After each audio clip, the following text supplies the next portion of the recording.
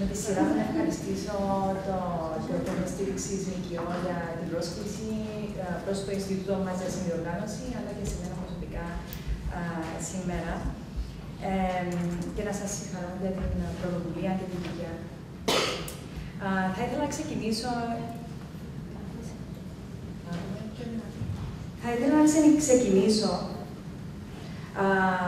Με δύο λόγια για το Ινστιτούτο.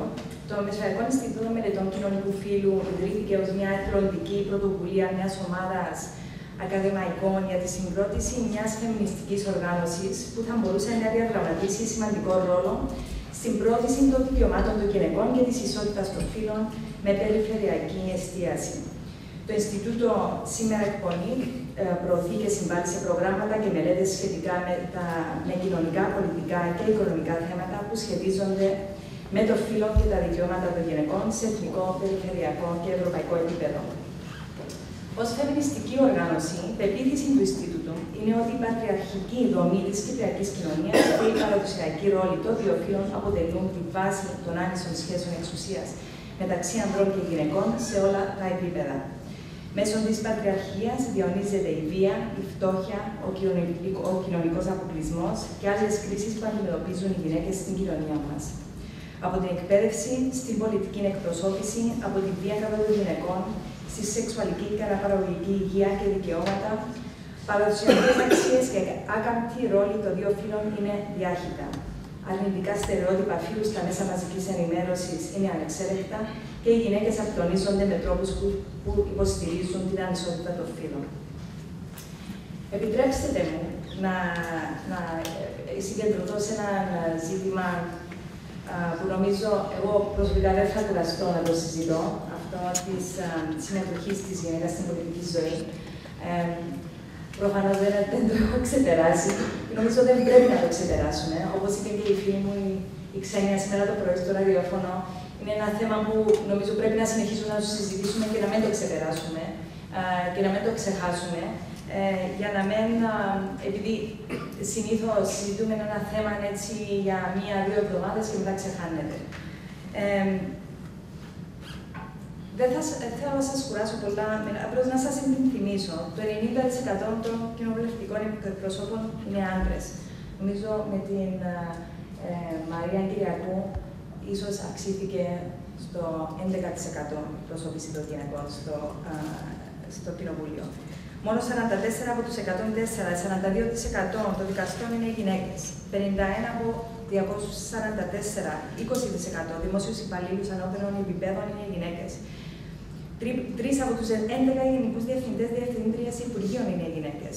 Και όπως όλοι γνωρίζουμε, αυτή τη στιγμή έχουμε ένα Υπουργικό Συμβούλιο γένους αρσενικού. Είναι μόνο μερικοί από τους αριθμούς που δείχνουν ότι η κυπριακή κοινωνία, συμπεριλαμβανομένων και των πολιτικών κομμάτων, δεν είναι ενθαρρυντική προς τις προσπάθειες των γυναικών να εμπλακούν ενεργά στην πολιτική ζωή.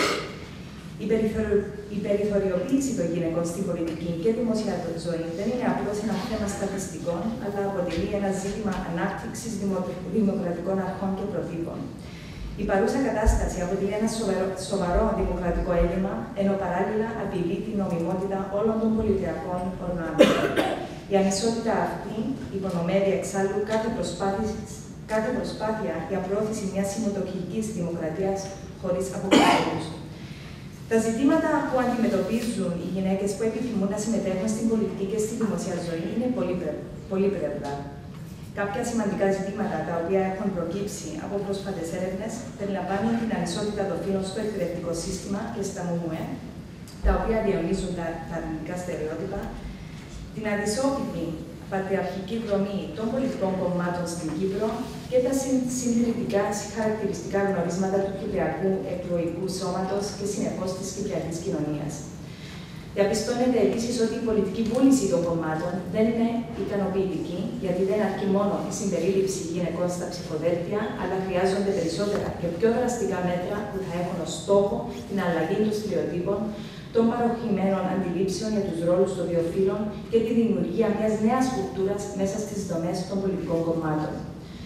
Μέσα από τα διαθέσιμα δεδομένα και εκθέσεις, οι γυναίκες οι οποίες δραστηριοποιούνται στην πολιτική πέρα από τις μεγάλες ελλείψεις στις κοινωνικές υποδομές, Έχουν να αντιμετωπίσουν και τις ίδιες τις δομές των κομμάτων, οι οποίες έχουν τις ρίζες τους σε ανδρικά πρότυπα, δυσκολεύοντας ή αποτρέποντας την είσοδο των γυναικών στη δημόσια ζωή. Ενώ τα πολιτικά κόμματα δεν υιοθετούν φιλικά προς τις γυναίκες μέτρα και δράσεις, πρέπει οι γυναίκες να κάνουν θυσίες και να θέσουν προτεραιότητες προκειμένου να επιτύχουν όλα όσα ένας άντρας επιτυχάνει στο κόμμα σε πολύ μικρότερο διάστημα. Οι παράγοντες αυτοί απεικονίζουν το θλιβερά μειωμένο ενδιαφέρον των γυναικών για συμμετοχή στην πολιτική ζωή και στα κέντρα λήψης αποφάσεων.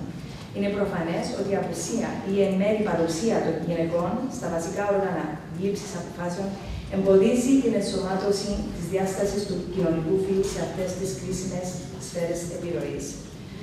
Ταυτόχρονα, η έλλειψη προτύπων για τις γυναίκες αποτελεί ένα σοβαρό θέμα που προκύπτει από την υποαντιπροσώπευση τους στους διάφορους τομείς της πολιτικής και της δημόσιας ζωής. Και θέλω δυστυχώς να διαφωνήσω με την κυρία Μαύρου όσον αφορά τις ποσοστώσεις. Θεωρώ ότι πρέπει να αρχίσουμε να συζητήσουμε αυτό το θέμα στην Κύπρο. Πάρα πολλά συχνά ακούω και από το κράτος ότι οι γυναίκες δεν υποστηρίζουν ποσοστώσεις, οι γυναικές οργανώσεις δεν υποστηρίζουν ποσοστώσεις, η κοινωνία των πολιτών δεν υποστηρίζει ποσοστώσεις. Και αυτό είναι λάθος. Και όντως, νομίζω, κανένας δεν ζήτησε τη γνώμη μας για αυτό το θέμα. Απλώς ακούμε ότι δεν μπορούμε να το συζητήσουμε στην Κύπρο και οι ίδιες οι γυναικές οργανώσεις δεν το υποστηρίζουν. Και αυτό δεν ισχύει. Επίσης, είμαστε υποχρεωμένοι με τη Σύμβαση για την εξάλληψη όλων των μορφών διάκρισης κατά των γυναικών να υλοποιήσουμε θετικά μέτρα. Στα αγγλικά είναι temporary special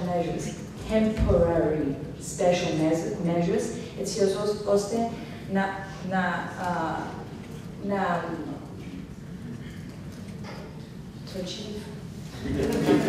να πετύχουμε μια κριτική μάζα τουλάχιστον 30%, για παράδειγμα, στην ποινή των αντιπροσώπων. Και δημιουργάς, με τον τρόπο δημιουργάς πρότυπα, που νομίζω είναι το πάρα πολύ σημαντικό για να ενθαρρύνουμε τις γυναίκες, όπως και νεαρές γυναίκες, να εμπλακούν με την πολιτική. Γιατί όπως είναι τα πράγματα τώρα, με καμία δύναμη, αν μου ζητούσαν να εμπλακώ, με καμία δύναμη δεν θα το έκανα, επειδή όπως βλέπουμε ότι είναι απλώς ένα ανδροκρατούμενο χώρο, που θα πρέπει να θυσιάσω πάρα πολλά πράγματα για να πετύχω σε αυτόν τον χώρο.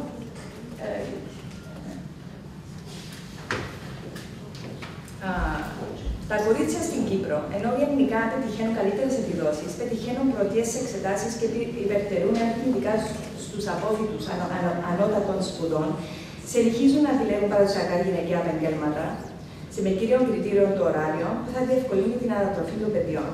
Αυτό μπορεί φαινομενικά να δίνει την εντύπωση ότι οι ίδιες το επιλέγουν, αλλά στην ουσία καταδεικνύει το μέγεθος της ανισότητας των φύλων. Οι γονείς, το εκπαιδευτικό σύστημα, η Εκκλησία, τα μέσα ενημέρωσης και επιπλέον τα πρότυπα που έχουμε στη δημόσια ζωή οδηγούν σε αυτούς τους ρόλους που μια γυναίκα καλείται να παίξει ως κάτι φυσιολογικό. Στην ουσία όμως αυτοί οι ρόλοι δεν είναι παρακοινωνικά κατασκευασμένα. Αν θέλουμε περισσότερες γυναίκες στην πολιτική, θα πρέπει να δημιουργήσουμε ένα καλό προηγούμενο. Όχι μόνο ποιοτικά, αλλά και αριθμητικά.